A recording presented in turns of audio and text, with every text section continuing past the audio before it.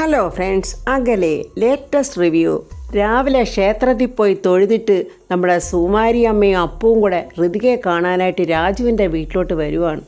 ആ സമയത്താണെങ്കിൽ രാജുവിൻ്റെ വീട്ടിൽ വലിയൊരു യുദ്ധം തന്നെ നടത്തുമായിരുന്നു നമ്മുടെ രാധമ്മയ്ക്ക് അവിടെ വഴക്കുണ്ടാക്കാൻ പ്രത്യേകിച്ച് കാരണം ഒന്നും വേണ്ട.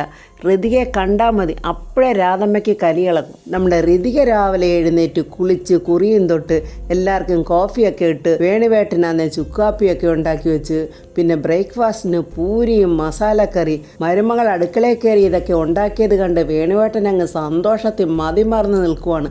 ആ സമയത്താണ് രാധമ്മ അടുക്കളയിലോട്ട് കയറി വരുന്നത്. രാധമ്മയോട് വേണുവേട്ടൻ പറഞ്ഞു, നോക്കരാതെ നീ എന്താ അത്ഭുതമെന്ന്, ആരായിന്ന് നമ്മുടെ അടുക്കളയിൽ ബ്രേക്ക്ഫാസ്റ്റ് ഉണ്ടാക്കിയെന്ന് നോക്കിക്കേ, ഋതുമോൾ ഉണ്ടാക്കി വെച്ചതൊക്കെ കണ്ടോ എന്നൊക്കെ പറയുമ്പോഴത്തേക്ക് രാധമ്മയ്ക്ക് പ്രാന്തളകി. രാധമ്മ ആവശ്യമില്ലാതെ ഓരോ കാരണങ്ങൾ അങ്ങോട്ട് ഉണ്ടാക്കുവാണ്.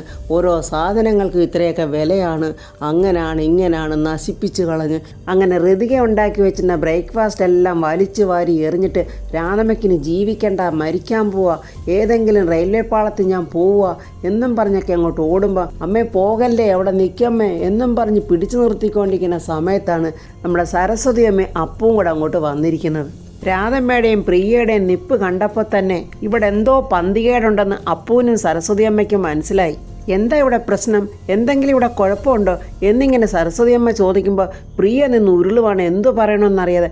അത് പിന്നെ ഒന്നുമില്ല, രാധമ്മ എന്തിനാ കരയുന്നത്, അത് പിന്നെ അമ്മയുടെ ഒരു കുഞ്ഞമ്മ മരിച്ചെന്നോ? ആ 90 വയസ്സായതാ അമ്മയ്ക്ക്. കുഞ്ഞമ്മയെന്ന് വെച്ചാൽ ജീവനായിരുന്നു. എവിടെയാ പോകേണ്ടത്, അത് മാവേലിക്കരലായിരുന്നു. എങ്കിൽ നമ്മുടെ കാറുണ്ടല്ലോ, ഡ്രൈവറും ഉണ്ട്, നിങ്ങൾ അതിൽ പോയിട്ട് വാ. ഏത് കുഞ്ഞമ്മ, എവിടുത്തെ കുഞ്ഞമ്മ, എന്തോന്നിനി പറയും. പ്രിയ പിന്നെ പറയോ, അയ്യോ അത് പിന്നെ അവിടെ ശവദാഹമൊക്കെ കഴിഞ്ഞു, അതിന് ശേഷമാണ് വിളിച്ച് പറഞ്ഞ്, അതുകൊണ്ടാണ് അമ്മയ്ക്ക് ഇത്രയും സങ്കടം, അതാ അമ്മ കരയുന്നത്. ഋതുമോൾ എവിടെ, ഋതുമോളും രാജുവൊക്കെ അകത്തുണ്ട്, ഞാൻ വിളിക്കാം എന്നും പറഞ്ഞ് പ്രിയ അകത്തോട്ട് പോകുന്നുണ്ട്. പക്ഷേ രാധമ്മയുടെ മുഖത്തിന് ഒരു മാറ്റമില്ല. രാധമ്മ ഇവരെ ഫേസ് ചെയ്യുന്ന പോലുമില്ല. അപ്പവും സരസ്വതി അമ്മയൊക്കെ അന്ന് നോക്കുന്നുണ്ട്.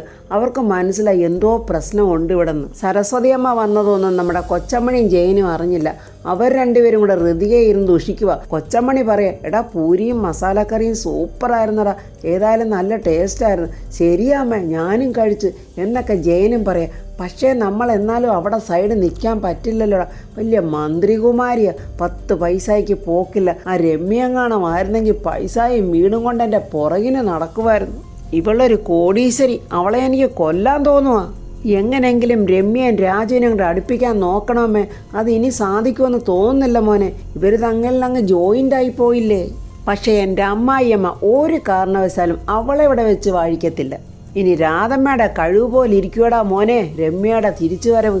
രാധമ്മ ഈ കണക്കിന് ഇവളെ കൈകാര്യം ചെയ്യുവാണെങ്കിൽ ഇവൾ ഇവിടുന്ന് കൂടും കുടുക്കെ എടുത്തുകൊണ്ട് ഓടുവടാ മോനെ.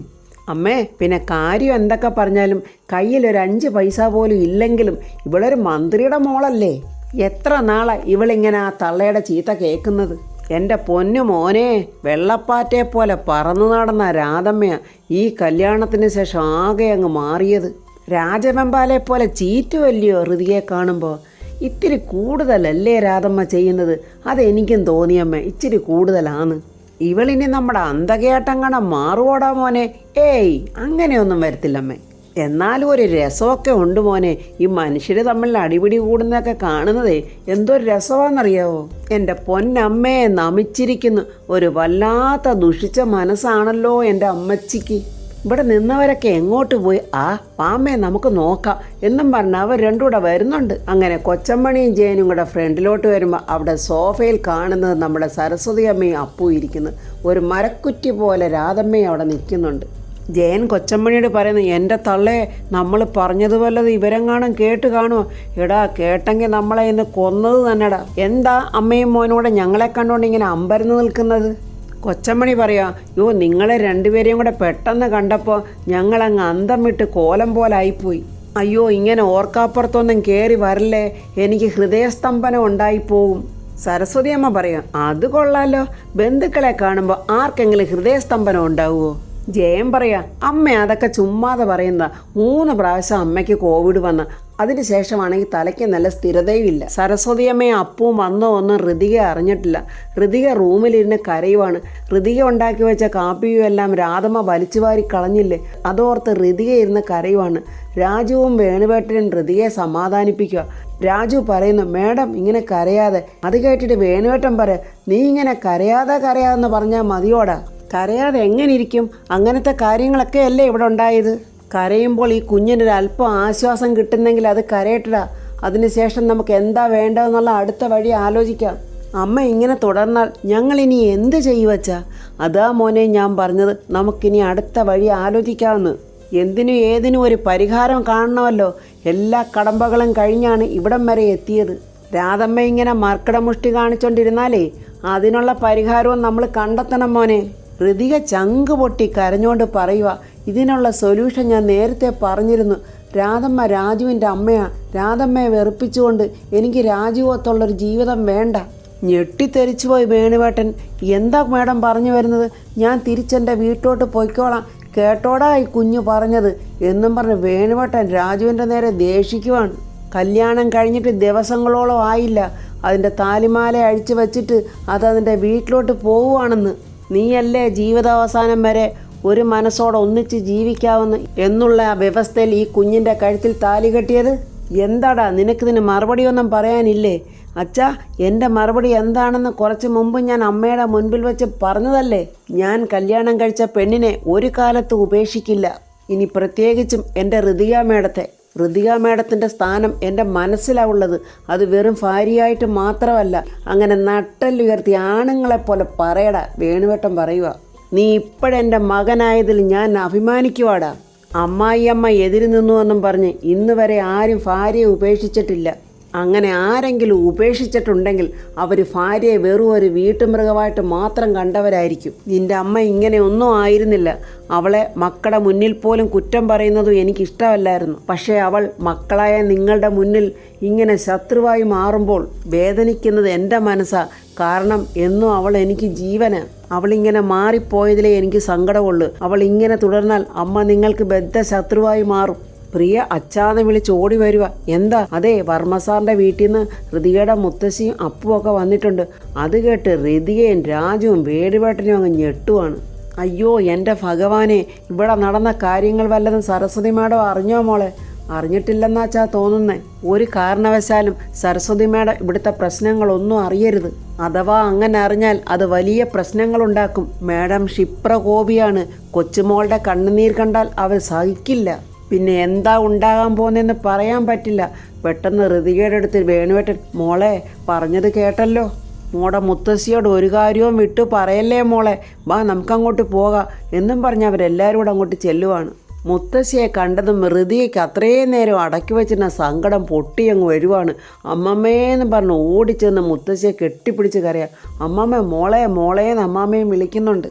എല്ലാവരും പേടിച്ച് വിറച്ച് പരസ്പരം അങ്ങോട്ടും ഇങ്ങോട്ടും നോക്കുന്നുണ്ട്. ഋതികയുടെ ഒരു ഒറ്റ വാക്കിൽ എല്ലാം ഇവിടെ തീരുവല്ലോ. ഋതിക സരസ്വതിയമ്മയെ കെട്ടിപ്പിടിച്ചങ്ങ് കരയുവാണ്. സരസ്വതിയമ്മയ്ക്ക് എന്തൊക്കെയോ ഒരു പേടി, അതുപോലെ തന്നെ അപ്പൂന് എന്തൊക്കെയോ സംശയം തോന്നുന്നുണ്ട്. പുരയ്ക്ക് തീ പിടിക്കുമ്പോഴും കഴുക്കോലൂരുവെന്ന് പറഞ്ഞ പോലെ കൊച്ചമ്മണി പറയാ, സൂര്യമംഗലം കൊട്ടാരത്തിലെ തമ്പുരാട്ടിയും രാജകുമാരിയുമാണ്. പക്ഷേ ഈ കൊച്ചിൻ്റെ കയ്യിൽ 10 പൈസയില്ലെന്ന് പറഞ്ഞാൽ ആരെങ്കിലും വിശ്വസിക്കുമോ? ഋതികയുടെ കരച്ചിൽ കണ്ടിട്ട് ജയൻ അവൻ്റെ അമ്മയോട് പറയും, അമ്മേ മിക്കവാറും ഇവളെല്ലാ കാര്യവും അമ്മയോട് പറയും. ഇപ്പോൾ ഇവിടെ കൂട്ടേടി തന്നെ നടക്കും. എന്തിനാ എൻ്റെ പൊന്നുമോൾ ഇങ്ങനെ കരയുന്നത്?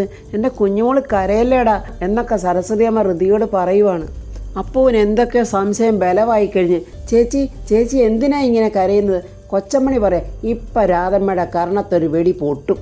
പ്രിയ പെട്ടെന്ന് കയറി പറയുക, അത് ഋതുമോൾ കരയുന്നതേ എൻ്റെ അമ്മയുടെ കുഞ്ഞമ്മ മരിച്ചില്ലേ, അതുകൊണ്ടാ. രാധമ്മയുടെ കുഞ്ഞമ്മ മരിച്ചതിന് ഋതുമോൾ എന്തിനാ കരയുന്നത്? അതെ, രാധമ്മ കരഞ്ഞാൽ ഋതുമോളും കരയും. അവരത്രയ്ക്ക് ഇഷ്ടമാണ്. ഇവർ പറയുന്നില്ല എന്തൊക്കെയോ കള്ളത്തരമുണ്ട്, ഇവിടെ എന്തൊക്കെയോ നടന്നിട്ടുണ്ട് എന്ന് നമ്മുടെ സരസ്വതി അമ്മയ്ക്ക് മനസ്സിലായിട്ട് രാജു എന്ന് വിളിക്കുമ്പോൾ മേഡം അമ്മമ്മ എന്ന് വിളിക്കടാ, നീ എൻ്റെ കൊച്ചുമോനല്ലേ. അവൻ്റെ ഒരു മേടോ എടോ. പറ രാജു, എന്തിനാ എൻ്റെ കുഞ്ഞ് കരഞ്ഞത്? അത് ബാക്കി പറയാൻ രാജുവിന് പറ്റുന്നില്ല. കോലോത്ത തമ്പുരാട്ടിയായിട്ടോ മഹാറാണിയായിട്ടോ ഒന്നുമല്ല ഞാൻ ചോദിക്കുന്നത്, എൻ്റെ കുഞ്ഞിൻ്റെ അമ്മാമയായിട്ടാ. ഇവളെ നീ താലി കെട്ടിയതോടെ നീ എൻ്റെ കൊച്ചുമോനാ. നീ പറ രാജു, എൻ്റെ കൊച്ചുമോൾ എന്തിനാ കരഞ്ഞേ? രാജു എന്തോന്നിട്ട് പറയാനാ? രാജു അത് പിന്നെ എന്ന് പറഞ്ഞുകൊണ്ടിരിക്കുക. എന്നാ വേണു പറ. പാവം വേണുവേട്ടൻ എന്ത് പറയാനാ? വേണുവേട്ടൻ്റെ നേരെ അങ്ങനെ ഒരു അമ്പ് വരുമെന്ന് വിചാരിച്ചില്ലല്ലോ. അത് ഞാനെന്തു പറയാനാ മേഡം, മോള് തന്നെ പറയട്ടെ. എല്ലാവരുടെയും മുഖത്ത് നല്ല വെപ്രാളമുണ്ട്. ഋതിക എന്താണോ പറയാൻ പോകുന്നതെന്ന് എല്ലാവരും ഇങ്ങനെ നോക്കി നിൽക്കുക. ഋതിക സങ്കടം ഉള്ളിലൊതുക്കിയിട്ട് പെട്ടെന്ന് പറയാം, അമ്മാമ്മ ഒന്നുമില്ല. അമ്മാമ്മ പെട്ടെന്ന് കണ്ടപ്പോൾ സന്തോഷം കൊണ്ട് വന്ന കണ്ണുനീരാ. ചങ്ക് പൊട്ടിക്കൊണ്ട് തന്നെയാണ് സരസ്വതി അമ്മ ചോദിക്കുന്നത്, എൻ്റെ മോള് പറയുന്നത് സത്യമാണോ? കാരണം ഋതിക സങ്കടപ്പെട്ടാൽ ആ മനസ്സ് സഹിക്കില്ല. സത്യം അമ്മാമ്മേ. ഇത്രയൊക്കെ സംഭവം ഉണ്ടായിട്ടും രാധമ്മ നിൽക്കുന്നത് ഇപ്പോൾ ഒരേ നിപ്പ് തന്നെ. ഇടയ്ക്ക് ഓട്ടക്കണ്ണിട്ട് നോക്കുന്നുണ്ട്. ഇപ്പോൾ ഋതിയെ അങ്ങനെ പറഞ്ഞപ്പോഴും രാധമ്മ ഓട്ടക്കണ്ണിട്ട് നോക്കുവാണ്. എൻ്റെ മോള് കരഞ്ഞപ്പോൾ ഒരു നിമിഷം അമ്മാമ്മ ഇവരെയൊക്കെ അങ്ങ് അവിശ്വസിക്കുകയും ചെയ്തു. അങ്ങനെ കഥയറിയാതെ നമ്മുടെ സരസ്വതി അമ്മ അവരോടൊക്കെ സോറി പറയുകയും ചെയ്യുന്നു. എൻ്റെ പൊന്നുമോടെ സന്തോഷം കാണാനല്ലേ അമ്മാമ്മ വന്നത്? എനിക്കിവിടെ വലിയ സന്തോഷം അമ്മാമ്മ. എനിക്കിവിടെ എല്ലാവരും ഇല്ലേ? അച്ഛൻ്റെ സ്ഥാനത്ത് താണ്ട വേണുവെങ്കിലുണ്ട്, അമ്മയുടെ സ്ഥാനത്ത് രാധേമ്മയുണ്ട്. കൊച്ചമ്മണി പറയാ ഒരമ്മമ്മയുടെ കുറവ് പരിഹരിക്കാൻ ഞാനെന്ന് പറയുന്ന ഈ ആര്യാദേവിയും ഉണ്ട്. കൊച്ചമ്മണി കയറി സരസ്വതി തമ്പുരാട്ടിന്ന് വിളിക്കുമ്പോൾ സരസ്വതി അമ്മ പറയാ, അയ്യോ എന്നെ തമ്പുരാട്ടിന്നൊന്നും വിളിക്കരുത്, കൊച്ചമ്മണി അമ്മ എന്നെ സരസ്വതി എന്ന് വിളിച്ചാൽ മതി, നമ്മളൊക്കെ ബന്ധുക്കളല്ലേ. ഈ കുഞ്ഞുണ്ടല്ലോ, ഈ കുഞ്ഞ് ഋതിയെ പറയുക, എൻ്റെ വാത്സല്യ തങ്കക്കുടവാ. അത് കേട്ടപ്പോൾ രാധമ്മയൊന്ന് തിരിഞ്ഞ് നോക്കുന്നുണ്ട്. ജയൻ പറയുന്നുണ്ട്, ഞങ്ങളെല്ലാവരും ഇവിടെ ഒരുതരം ആഘോഷമാണ്, ഒരുമാതിരി ഉത്സവപ്പറമ്പിലെ സന്തോഷമാണ്. ഉത്സവപ്പറമ്പാകുമ്പോൾ അടിയും കുത്തുമൊക്കെ ഉണ്ടാവും ഇല്ലേ അമ്മേ എന്നിങ്ങനെ ജയൻ തള്ളയോട് പറയുന്നുണ്ട്. കൊച്ചമ്മണിയും ജയനും തള്ളുന്നത് കണ്ട് നമ്മളെ വേണുവേട്ടന് സഹിക്കുന്നില്ല. പാവം കടിച്ചമർത്തി ഇങ്ങനെ നിൽക്കുവാണ്. ഇത്രയൊക്കെ ഓരോരുത്തരും സംസാരിച്ചിട്ടും രാധമ്മ ഇങ്ങനെ വടി പോലെ നിൽക്കുന്ന കണ്ടിട്ട് സരസ്വതി അമ്മ ചോദിക്കുന്നു, എന്താ രാധമ്മ ഒന്നും മിണ്ടാതെ നിൽക്കുന്നത്? അങ്ങനെ ചോദിച്ചിട്ട് പോലും രാധമ്മ ഒന്നും മിണ്ടാതെ നിൽക്കുക. അപ്പോൾ പെട്ടെന്ന് പ്രിയ പറയാ, അയ്യോ അത് ഞാൻ പറഞ്ഞല്ലോ, കുഞ്ഞമ്മ മരിച്ചതിൻ്റെ സങ്കടം. കൊച്ചമ്മണി ചോദിക്കുന്നു, ഏത് കുഞ്ഞമ്മ? അപ്പോഴേ സരസ്വതി അമ്മയ്ക്കും അപ്പൂനും മനസ്സിലായി എന്തോ കള്ളത്തരമായി ഇവർ പറയുന്നതെന്ന്. വേണുവേട്ടൻ പറയുന്ന മാവേലിക്കല്ല കുഞ്ഞമ്മ മരിച്ചിട്ട് 10-20 വർഷമായല്ലോ, പിന്നെ ഏത് കുഞ്ഞമ്മയുടെ മരിച്ചെന്നും പറഞ്ഞാൽ ഇവൾ കരയുന്നേ. ആ രംഗം ഒന്ന് മാറ്റാൻ വേണ്ടി പെട്ടെന്ന് പ്രിയ പറയാം, അമ്മേ ചായ എടുക്കാമേ, അടുക്കളയിലോട്ടാണെങ്കിൽ ഞാനും വരാം. സരസ്വതി അമ്മ പറഞ്ഞത് എല്ലാവരും നല്ല ഞെട്ടി വരച്ചങ്ങ് നിൽക്കുക. കാരണം അടുക്കള മുഴുക്ക രാധമ്മ രാവിലത്തെ പലഹാരമൊക്കെ എറിഞ്ഞും വലിച്ചെറിഞ്ഞൊക്കെ ഇട്ടിരിക്കുമല്ലേ. ഈ അടുക്കള കാണൽ എന്നൊരു ചടങ്ങുണ്ടല്ലോ, അപ്പോൾ ഇവിടെ ഉള്ള സാധനങ്ങൾ കൊണ്ടുവന്നിട്ട് കാര്യമില്ലല്ലോ. അതുകൊണ്ടാണ് ഞാൻ അടുക്കളയിലോട്ട് വരാമെന്ന് പറഞ്ഞത്. അപ്പോൾ ഉടനെ വേണുവേട്ടൻ പറയാം, അയ്യോ മേഡം, രാവിലെ പ്രിയയുടെ കൈതട്ടി കുറച്ച് വെള്ളമൊക്കെ അടുക്കളയിൽ വീണ് കിടക്കുക, അതൊന്ന് തുടയ്ക്കട്ടെ, എന്നിട്ട് മേഡം അങ്ങോട്ട് വന്നാൽ മതി. എന്നിട്ട് എല്ലാവരും കൊണ്ട് അടുക്കളയിലോട്ട് ഓടുവാണ്. പെട്ടെന്ന് വേണുവേട്ടനും രാജുവും രാധമ്മയെ കൊണ്ടും പ്രിയയെ കൊണ്ടും അവിടെ എല്ലാം തുടപ്പിക്കുവാണ്. അപ്പോഴത്തേക്കും സരസ്വതി അമ്മ അങ്ങോട്ട് വന്നു കഴിഞ്ഞു. സരസ്വതി അമ്മ അമ്പലത്തിൽ പോയ പ്രസാദം എടുത്ത് ഋതിയയ്ക്കും രാജുവിനും തൊട്ടുകൊടുക്കുന്നുണ്ട്. അപ്പു പറയാ, ചേച്ചി ഇന്നലെ കരയുന്ന പോലെ മുത്തശ്ശി സ്വപ്നം കണ്ട്, അതുകൊണ്ടാണ് ഞങ്ങൾ രാവിലെ തന്നെ അമ്പലത്തിൽ പോയത്. അമ്പലത്തിൽ പോയി ചേച്ചിക്ക് വേണ്ടി വഴിപാടൊക്കെ നടത്തി. അത് കേട്ടതും രാജുവും വേണുവേട്ടനും അങ്ങ് ഞെട്ടുവാണ്. കാരണം ഋതിയയ്ക്ക് അവിടെ കരച്ചിലേ ഉള്ളല്ലോ. ഞാനെൻ്റെ കുഞ്ഞുമോളെ മനസ്സിൽ വിചാരിച്ചുകൊണ്ടാണ് ഉറങ്ങാൻ കിടന്നത്, അതുകൊണ്ടായിരിക്കും അങ്ങനെ ഒരു സ്വപ്നം കണ്ടത്. അങ്ങനെ സരസ്വതി അമ്മ അടുക്കളയിൽ വന്നിരുന്ന് ചായ കുടിക്കുവാണ്. ഞങ്ങൾ ഉടനെ തന്നെ ഇപ്പോൾ അങ്ങ് ഇറങ്ങും. പ്രതാപൻ്റെ ഒഴിവനുസരിച്ച് ഞങ്ങൾ എല്ലാവരും കൂടി ഒരു ദിവസം ഇങ്ങോട്ട് വരാം. ഒരേ ഒരു കാര്യം മാത്രമേ എനിക്ക് എല്ലാവരോടും പറയാനുള്ളൂ. ഋതുമോൾ ഞങ്ങളുടെ നിധിയാണ്, ഞങ്ങളുടെ എല്ലാമെല്ലാമാണ്. ഞങ്ങൾക്കുള്ളതെല്ലാം മോൾക്കുള്ളതാണ്. അമ്മയുടെ കരുതലും സ്നേഹവും ഒന്നും ഇല്ലാതെ വളർന്ന കുട്ടിയാണ്. ഒരു കാരണവശാലും ഇവൾ കരയാനിട വരരുത്. രാജുവിനെ എനിക്ക് വിശ്വാസമാണ്, അങ്ങനെയൊന്നും ഉണ്ടാവില്ലെന്നും എനിക്കറിയാം. പക്ഷേ ഇവൾ എന്തെങ്കിലും കാരണവശാൽ കരഞ്ഞാൽ അതെനിക്ക് സഹിക്കാൻ പറ്റില്ല. അത് എല്ലാവർക്കും ഉള്ളൊരു വാണിംഗ് തന്നെ ആയിരുന്നു. എന്ന് വെച്ചാൽ സരസ്വതി അമ്മയുടെ പൊന്നുമോളാണ് ഋതിക. അവൾക്ക് എന്തെങ്കിലും വിഷമം വന്നാൽ സരസ്വതി അമ്മ എന്താ ചെയ്യാൻ പോകുന്നതെന്ന് വേണുവേട്ടനും രാജുവിനും അറിയാം, മറ്റുള്ളവർക്ക് അറിയാവോ എന്നറിയില്ല. അപ്പോൾ ഫ്രണ്ട്സ്, സരസ്വതി അമ്മയെ ദേഷ്യപ്പെടുത്താതെ ഋതികയെ സ്നേഹിച്ച് മുന്നോട്ട് പോയാൽ രാധമ്മയ്ക്ക് കൊള്ളാം, അല്ലെങ്കിൽ രാധമ്മയുടെ തടി കേടാവും. അപ്പോൾ ഇതിൻ്റെ ബാക്കി റിവ്യൂവുമായി നമുക്ക് നാളെ കാണാം. എൻ്റെ ഈ റിവ്യൂ ഇഷ്ടപ്പെട്ടാൽ ലൈക്കും കമൻസും, സബ്സ്ക്രൈബ് ചെയ്യാത്തവർ സബ്സ്ക്രൈബ് ചെയ്യണേ.